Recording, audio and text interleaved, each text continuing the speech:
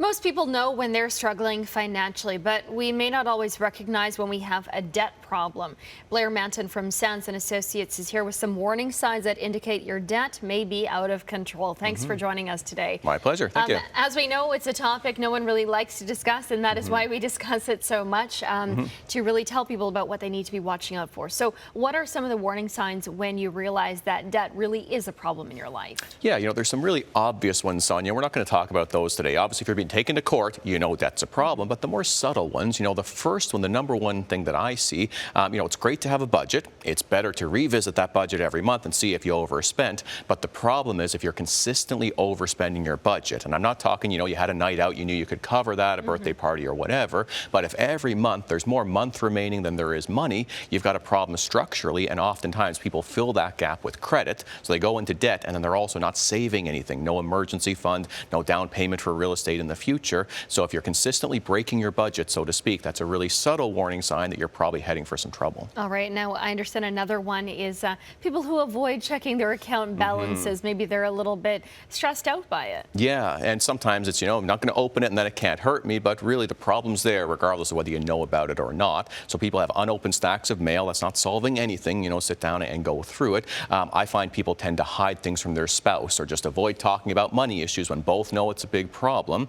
Sometimes people even avoid filing taxes for years and years because they know they owe some money, and all that does is get the government to put you at the top of the list of people where they're going to take aggressive collection actions if you don't file your taxes. So avoiding the problem is definitely not a solution. And now another warning that you have is people who are taking on even more debt. I mean, that kind of goes hand in hand with the first warning sign of overspending. Yeah, and some of it's pretty obvious and some's more subtle. So, obviously if you're taking on payday loans, that's the worst kind of debt because of all the fees, all the costs. Usually it leads to a cycle where you're just getting more and more different payday loans, but also getting a consolidation loan. That can be a bit of a challenge because unless you deal with the underlying problems, the behaviors that got you into debt in the first place, oftentimes people get a consolidation loan, they stop using the cards, but then they have to use them again in the future because they've got the broken budget or something else. So be careful. Taking on more debt is not often a solution that's going to help you get out of debt. What about people who are making maybe just the minimum payments or slightly more than the minimum payments? This is the number one thing that people need to be conscious of. Making the minimum payments is never going to get you out of debt.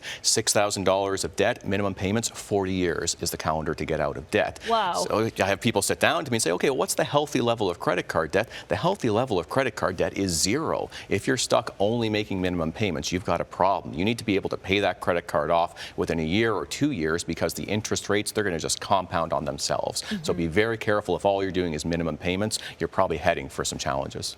So is any one of these warning signs alone enough to be a signal that that debt is a problem for you? It definitely could be. If you're only making minimum payments and your balance is more than a few $1,000s, to me that's enough for you to start to research, look around, try to get some assistance.